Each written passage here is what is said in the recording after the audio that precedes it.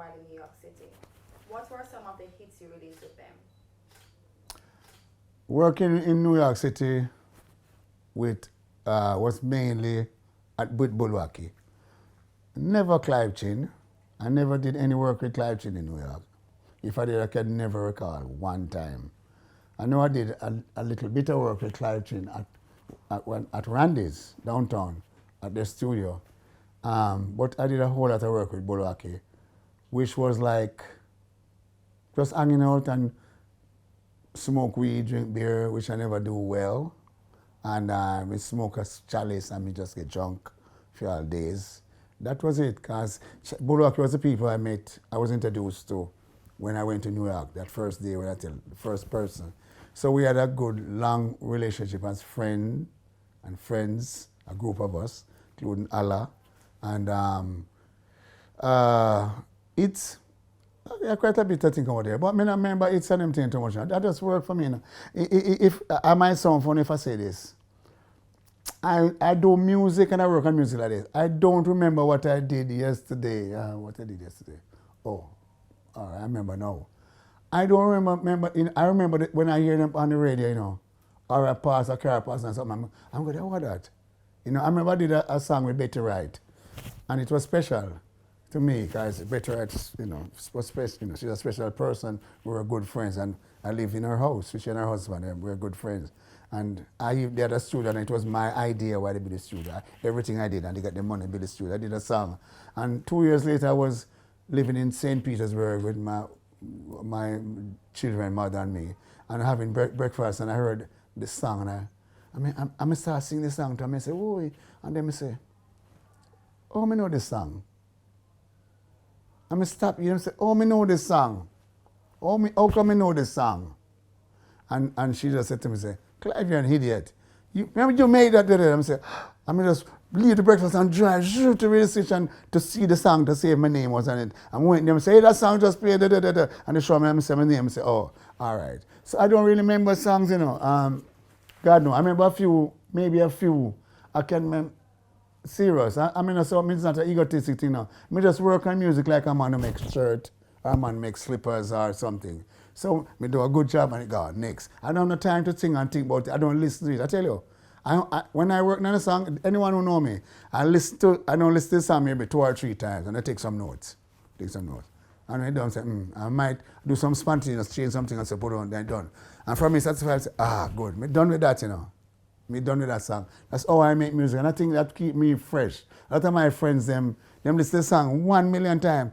If I listen to a song too much, I can't work on it again. I hear enough of that.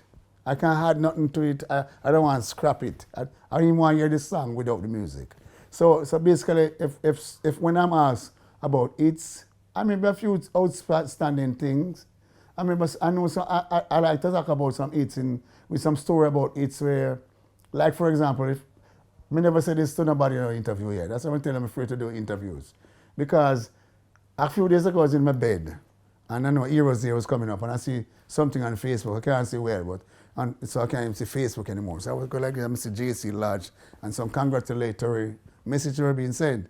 So I called Allah, the same Allah from Bulwaki, who introduced me to Bulwaki. Allah is a keyboard player in Chalice. We coming from JDF when we were a young boy. They were like, me follow them, me a country boy. I called Allah Sunday morning, that morning, maybe just a few days ago, and say, Allah, when last talk, I say, JC Lodge get an award, a national award or something? He said, I don't know. I say, I see something on Facebook, so I was wondering. I say, nice, because I'm coming to the point where I'm saying this. I say, when last you hear from you? I say, oh, at least once a month. I say, oh, good. I'm glad. I say, why? I say, because she get an award, and I hope she remember, because I always tell people, it's me give JC Lodge name JC Lodge on record. Her name is June Carol Lodge. And Allah took her to me because they were neighbors in New Kingston on Albion Road, living in 2 studio apartments. So she and her husband now, which I found as my cousin, Errol O'Mealy, him too related to Sonny Bradshaw. I don't know if you know that. So I found out all of this out later. And Allah tell me, say, she write and she want to sing. And she come to the studio to me 100 times, well, a lot of time.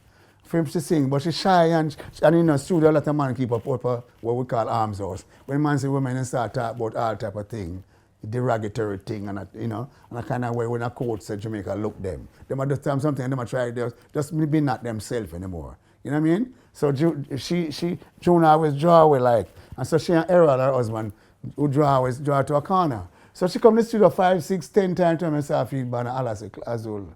Because Allah call me Azul too. And I say Azul, I'm going to say, all right, I'm going to do a session. I was going to produce an album with Tyrone Taylor. See Cottage in Negril, right? And do Cottage in Negril. Some people give him some money and call me to help him produce the album. And Joe Gibbs. So we go there. I say, tell her to come. Tell Errol and June to come and Joe Gibbs. Let me record a song with them. Because I have a session. I'm going to have Willie Lindo, Lyde Parks, all these great musicians, Robbie Lynn, blah, blah, blah.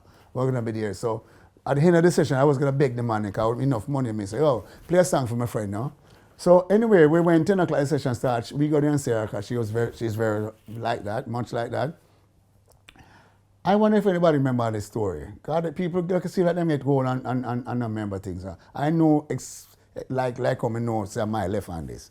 Anyway, she come and say, June no cold. But through them always, because Joe Gibbs through they have gambling and go on, man, gamble, Dennis Brown, everybody have passed through. You have DJs, you have singers, but mainly the women them come there is really some ghetto type behavior and things. So when June comes, she's really sweet and dandy British girl uptown. So anyway, as usual, them going to a corner. And we record the whole of the Tyrone Taylor album. When we finished in the evening, it was like about 6 o'clock. She and Errol come out. When we are leaving, she come out and say, she said, Clive, you forget you. I said, Jesus, June. And I say, oi, Willie, you come here.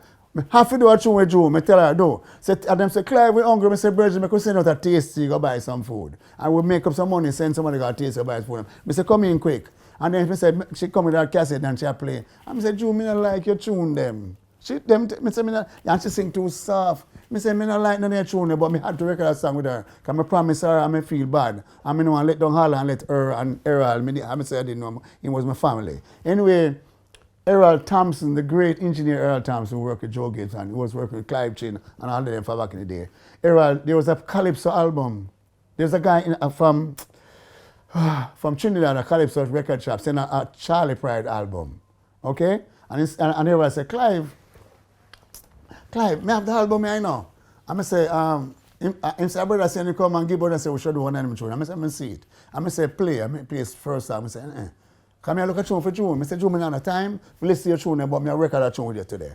And I say, I play a tune and when you learn it, no. When you learn it, I get the keys, so I can just record the song and then you practice it to record it another time. She said, okay. She didn't like that, but she had no choice. Okay? So I say, when we go to the second song here, someone loves you, honey. I say, hey, learn a tune, June. We have to eat and come back. And we went to sit down and eat and then come back. You know, I have never asked the musician, because Roblin is upstairs at the studio upstairs. I must ask him, no one ever get paid for that, you know. Because they were working for me and they would never do it for nothing. But I work on Joe Gibbs studio time and on Joe Gibbs tape. So when June learned the song, I would come back in at the pitch, record the song with her. When we done record the song, I was going back overseas. I think I was in Miami, living in Miami or New York. But my flight come down for session, my regular, few times a week. So I just take up the 2-inch tape box, with the tape box. Because each song you put the title and they write the artist name. And I say, June, what's your name? And I have a Sharpie. And she say, June Lodge. And I say, June Lodge. No, sir. I like that. She said, Clive, what do you mean? I say, that not sound like no artist name, June. Which other name you have? She said, Carol. And I say, Carol Lodge. You know what? Your name, J.C. Lodge. I write it big on the back. And I say, from now on, you'll be called J.C. Lodge. She said, no, I say, listen, you either name J.C. Lodge, I will wipe this off right now. And she said, okay. That's how J.C. Lodge get J.C. Lodge's name on a box. She would be June Lodge if it was all her husband anybody recording her. And me don't want to hear she disputed or anybody. Anyway, I left and went away. Because before I leave, she started to do the demo voice. And her voice was so quiet, the engineer have to open the microphone. There's a thing on the microphone, you open the dB level. You know what I'm saying? You know, dB, you cut it or you open, just like yesterday. You push it up or pull it down. Anything with a microphone, the same thing a speaker does. It's the same. Microphone and speaker, the same thing, you know. It's just a reverse wiring. Okay? And when Errol Thompson turned up the microphone so much, we could hear our car drive a road.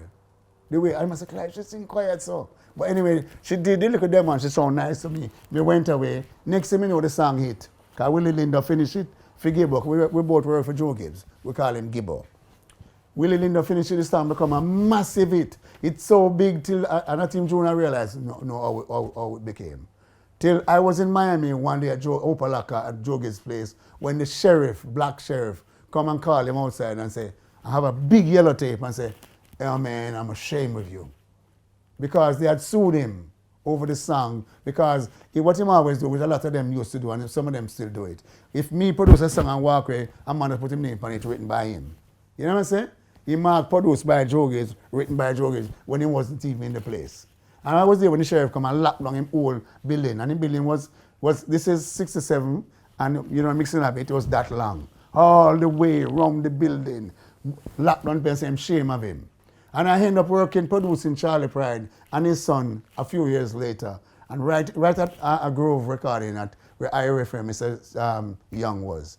And Charlie sat down and telling the story right there on the front step of IRFM. He said it wasn't his song either. It was written by a man in Canada who gave it to him. Okay? So I'm going to show some little tidbits of stories. Well, let me hear you say, Mount